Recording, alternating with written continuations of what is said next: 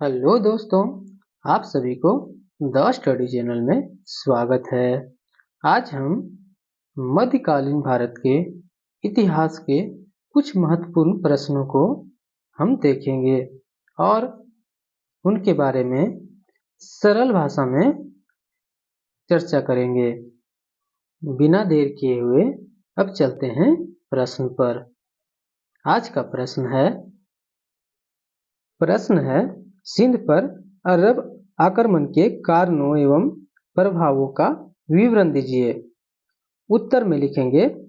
उत्तर को हम सबसे पहले परिचय से स्टार्ट करेंगे। सर्वप्रथम 711 ईस्वी में उबैदुल्ला के नेतृत्व में एक अभियान सिंध पर भेजा गया, किंतु यह पराजय हुआ और मारा गया। फिर दूसरा अभियान बुदैल के नेतृत्व में सिंध पर भेजा। बुदैल ने यहाँ फिर से असफल रहा और पराजित हो गया। तीसरा अभियान 712 ईस्वी में मोहम्मद बिन कासिम के नेतृत्व में हुआ।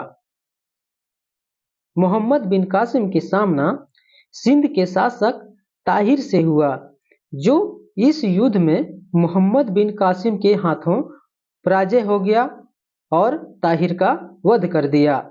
सिंध पर मोहम्मद बिन कासिम ने मुस्लिम वंश का नींव रखी। नीचे एक पिक्चर दिया गया है और हम इस पिक्चर के माध्यम से समझने में आसानी होगा। मोटे मोटे तौर पर जो प्रश्न के बारे में जानते थे उसे हम परिचय में ऐड कर दिए हैं। अब आते हैं प्रश्न के मेन मुद्दा क्या पूछा गया है। पूछा गया है प्रश्न का, सिंध पर अरब आक्रमण के प्रमुख कारण क्या थे। सिंध पर आक्रमण करने का प्रमुख कारण था, जो इस प्रकार है। इसका पहला कारण है इस्लाम धर्म का प्रचार। सिंध पर आक्रमण का मुख्य उद्देश्य इस्लाम धर्म का प्रचार प्रसार करना था। इस्लाम धर्म का पैगंबर महमूद साहब ने अपने अनुयायियों को इस्लाम धर्म के प्रचार के लिए प्रेरित किया था। अरबों ने सिंध पर आक्रमण करने का उद्देश्य क्या था? मुस्लिम धर्म का प्रचार प्रसार करना। और इसका पैगंबर कौन थे? मोहम्मद साहब। उसने अपने अनुयायियों को तैयार किया और भारत पर आक्रमण करने के लिए भेजा और उसने सफलतापूर्वक मोहम्मद बिन कासिम के नेतृत्व में सिंध पर आक्रमण किया और अपनी इस्लाम धर्म की स्थापना की। पैगंबर महमूद साहब के जीवन काल में इस्लाम धर्म दूर दूर देशों तक फैल चुका था और उनके निधन के बाद इस्लाम धर्म आग की तरह फैलने लगा। देखते ही देखते सीरिया, इराक, अफगानिस्तान, बलूचिस्तान, मिस्र, पुर्तगाल आदि क्षेत्रों में तेजी से फैलती गई और उसने वहां पे मुस्लिम वंश का नींव रखी। भारत के पश्चिमी देशों में सीरिया, इराक, अफगानिस्तान, बलूचिस्तान आदि क्षेत्रों में मुस्लिम वंश का शाखाएं तेजी से फैलती जा रही थी। पश्चिमी देशों में मुस्लिम वंश का स्थापना तो हो चुका था, लेकिन अब बारी था पूर्वी देशों में, जहां भारत स्थित है। इसका दूसरा कारण क्या है? धन का प्रलोभन। अरब की आर्थिक स्थिति अत्यंत ही दयनीय थी और इसका जीविकापार्जन का साधन बहुत ही सीमित था।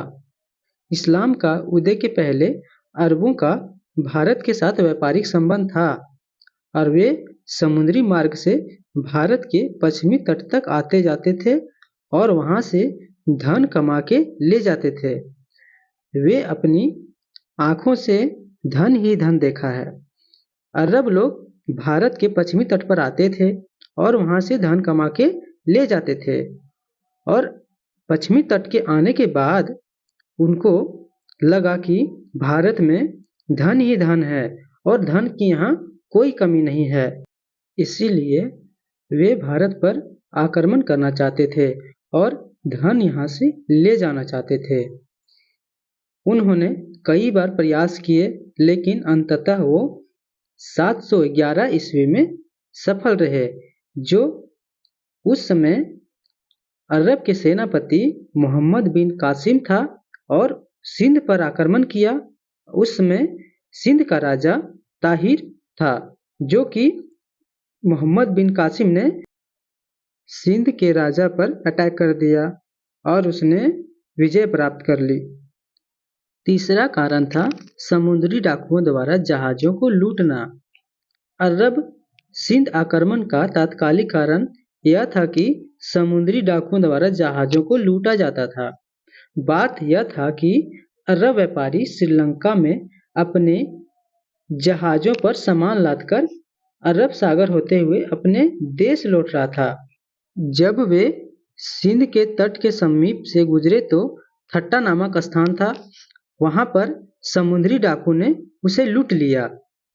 जो व्यापारी का सामान लूटा गया, वह व्यापारी ने अपनी दुर्दशा की कहानी बसरा का एक शासक था जिसका नाम हज्जाज था, उसे सुनाया और वह हज्जाज ने बहुत क्रोधित हुआ।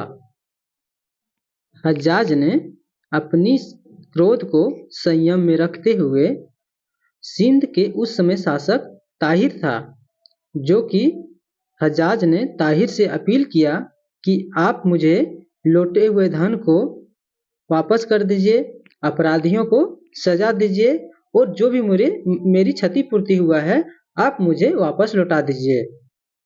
इस घटना पर ताहिर ने स्पष्ट उत्तर दिया कि समुद्री डाकू उनके प्रजा नहीं है तथा किसी भी क्षतिपूर्ति को देने में असमर्थ है। हज्जाज जो अपील किया था ताहिर से, वो ताहिर जो स्पष्ट रूप से बताया कि ये समुद्री डाकू है, ये हमारी प्रजा नहीं है और इसका क्षतिपूर्ति हम वापस नहीं दे सकते हैं। यह बात सुनकर हज्जाज ने और भी क्रोधित हुआ। पहले से तो क्रोधित था ही, अब समुद्री डाकू का क्षतिपूर्ति जो है वापस लौटाने के लिए बोला, उसमें भी जो ताहिर मना कर दिया तो और उसको क्रोधित हुआ।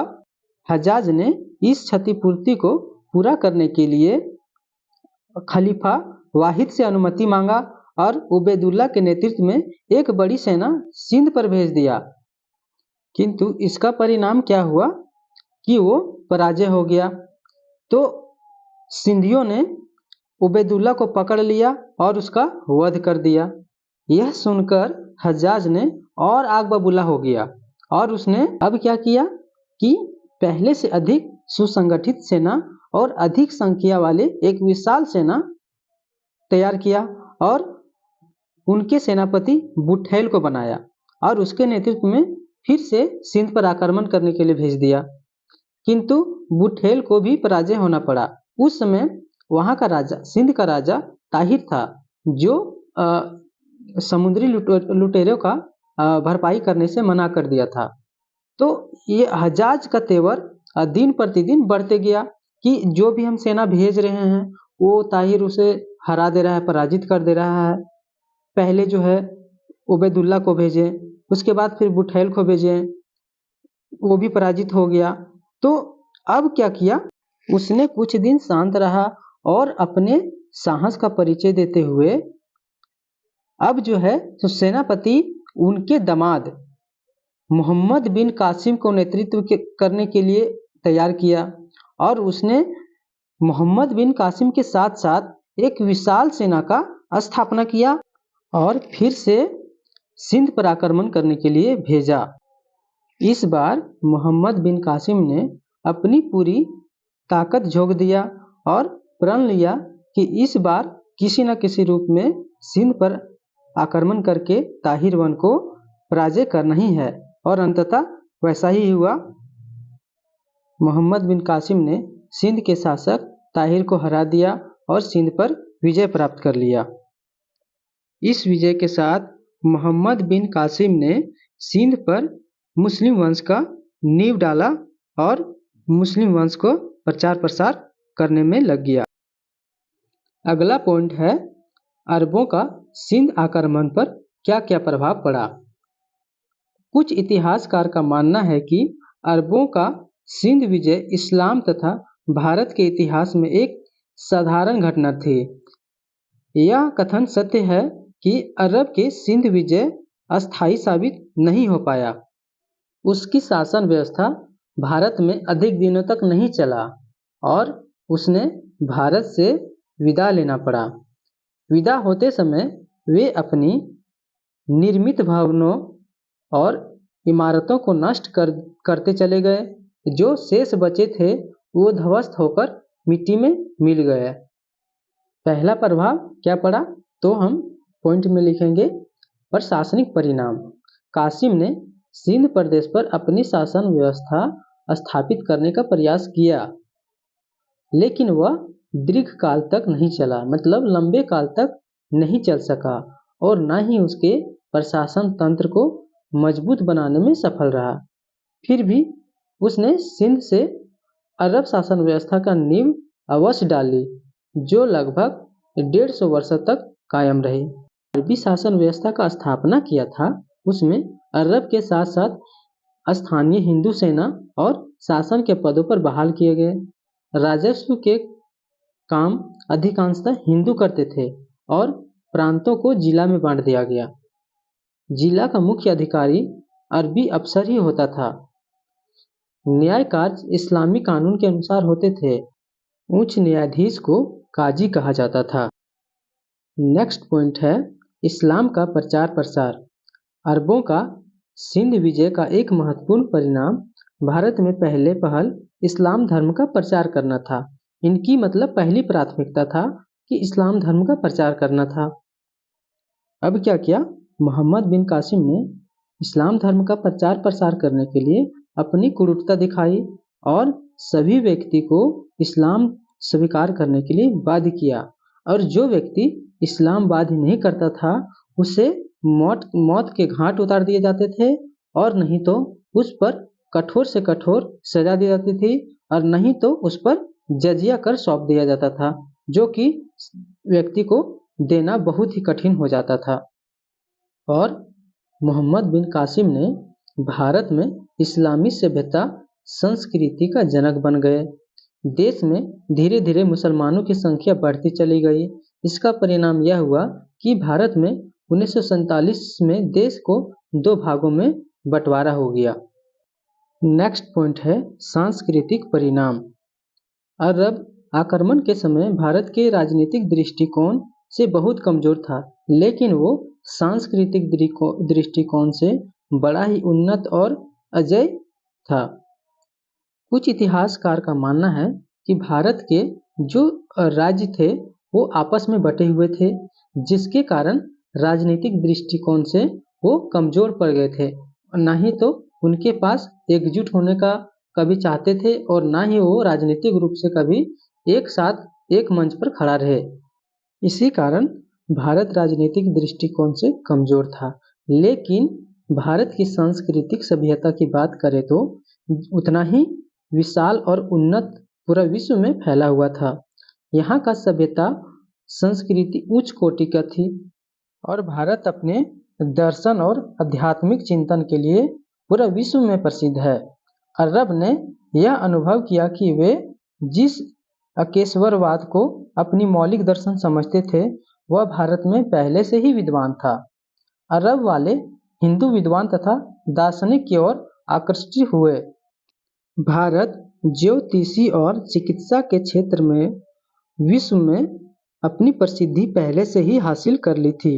अरबी विद्वान ने बौद्ध भिक्षुक और ब्राह्मण से दर्शन, ज्योतिष, वैद्य, गणित, भौतिक विज्ञान तथा अन्य विषयों को ज्ञान प्राप्त किया और यूरोप में अपना प्रचार प्रसार किया।